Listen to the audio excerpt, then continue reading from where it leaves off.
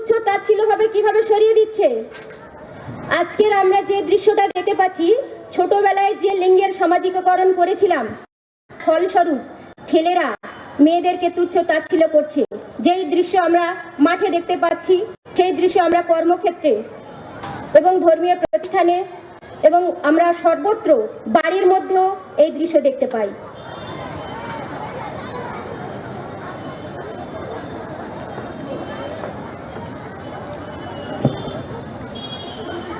এবার ব্যাকড্রপটা ঠিকঠাক আছে।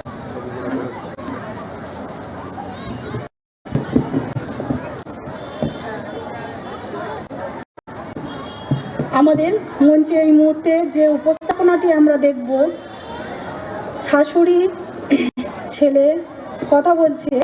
শাশুড়ি প্রচুর কাজ করছে, বাড়ির যেসব কর্ম আমাদের শাশুড়িরা করে থাকে সেগুলো করছে এবং অত্যন্ত কষ্ট হচ্ছে ছেলের কাছে, কিন্তু সেই কথা স্বীকার করছে। যেহেতু ওই বাড়ির বৌমা একটা বাইরে কাজ করে, সে সারাদিন বাইরে কাজ করে এসেও বাড়ির সব কাজগুলো করে, তাতেও শাশুড়ির কোনো খুশি হয় না কোনো দিন। সে ছেলের সঙ্গে লালিশ করার পরে ছেলে সেই মায়ের কথা শুনে তার মারতে উদ্যত হয় এবং এটা আমাদের প্রত্যেক গ্রাম বাংলায় ঘটে থাকে, যেটা চার দেয়ালের মধ্যে হয়ে থাকে, যেটা আমরা কোনোদিন ভাবি না যেটা নির্যাতন বলে, আমরা এটা সাধারণ ব্যাপার বলে মনে করি। কিন্তু আমাদের যারা মায়েরা সামনে বসে আছেন, একটু যদি নিজেদের মতো করে ভাবে দেখে যে এগুলো একটা আমাদের সামাজিকভাবে নির্যাতনের মধ্যে পড়ে এবং আমরা প্রতিটা মহিলা এইভাবে নির্যাতনের শিকার হই, আমরা কিন্তু কেউ কোনোদিন বুঝতে পারি না। নমস্কার।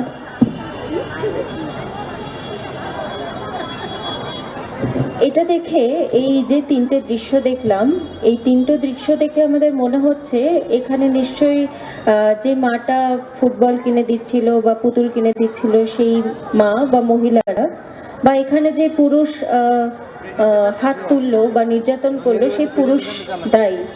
আমরা স্বাভাবিকভাবে এরকমভাবেই ভেবে আসি। সেই জন্য সমাজে সবসময় আমাদের নারী ও পুরুষের মধ্যে একটা প্রতিদ্বন্দ্বী মনোভাব তৈরি হয়, যে আমাদের মনে হয় যে পুরুষরাই সব রকম অপরাধী এবং নারীরা নির্যাতনের শিকার।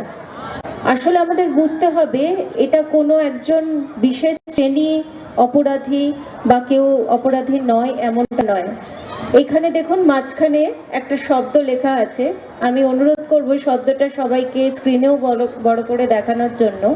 পিতৃতন্ত্র, এটা এমন একটা সামাজিক ব্যবস্থাপনা, যে ব্যবস্থাপনা আমাদের এইরকমভাবে নারী পুরুষ তথা প্রান্তিক লিঙ্গের যে সমস্ত মানুষ আছে তাদেরকে তাদের সাথে আলাদা আচরণ করতে শেখায়। আমরা পুরুষ হলে তাদের সাথে আলাদা আচরণ করি, নারী হলে তাদের সাথে আলাদা আচরণ করি, প্রান্তিক লিঙ্গের যদি কোনো মানুষ হয় তাদের সাথেও আমরা আলাদা রকম আচরণ করি এবং এই আচরণগুলোই আমরা স্বাভাবিক বলে ভাবি। একটু চিন্তা করুন, যারা উপস্থিত আছেন বাড়িতে দেখবেন আমরা একটা ছোট্ট বাচ্চার সাথে ছেলে মেয়ে তাদেরকে অন্যভাবে আমরা দেখি। তো এই দেখার যে ভাবনাটা, এই ভাবনাটার জন্ম কিন্তু এই পিতৃতান্ত্রিক ব্যবস্থা থেকে। তো আমাদের যে সাহসিনীর যে পথ চলা, সাহসিনী মূলত এই যে সামাজিকীকরণ যেভাবে হচ্ছে, অর্থাৎ নারী পুরুষ কিরকম ভাবে সমাজে চলবে, কিরম আচরণ করবে, তার জন্য যে নিয়ম নীতি আমরা রেখেছি সেই নিয়ম নীতিগুলোকে পরিবর্তন করার চেষ্টা করছে। বৈষম্য, যে বৈষম্য দেখছিলাম যে ফুটবল খেলতে দিচ্ছে না, এমন অনেক কিছু থেকে আমরা নারীকে বা পুরুষকে পিছিয়ে রাখি, বা কাউকে একটু বেশি সুবিধা দিই, কাউকে একটু কম সুবিধা দিই।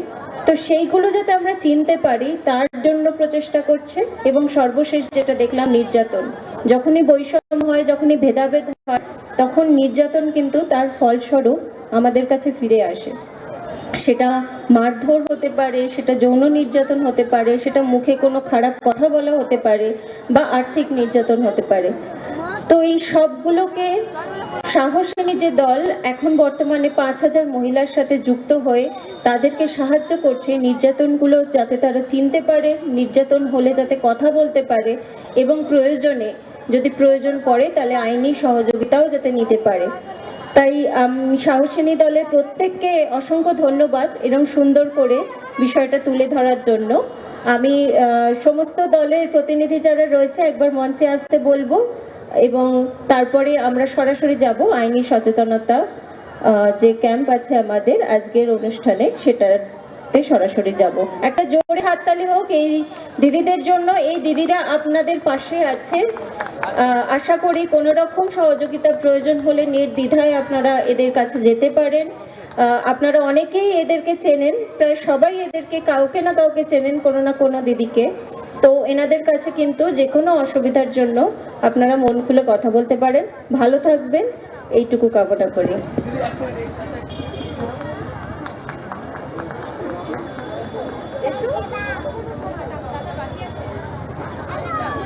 একটা জোরে হাততালি আপনাদের সবার জন্য এবং এই দিদিদের জন্য।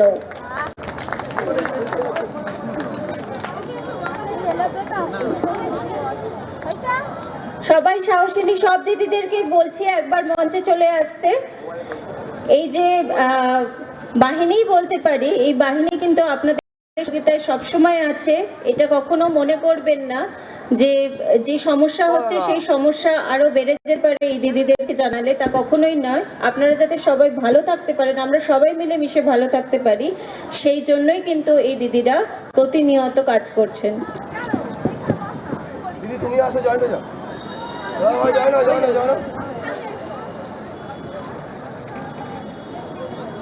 দাঁড়িয়ে আছি, আর একটা মেম্বার নেই, শুধু শ্রীরামটা নিচ্ছে।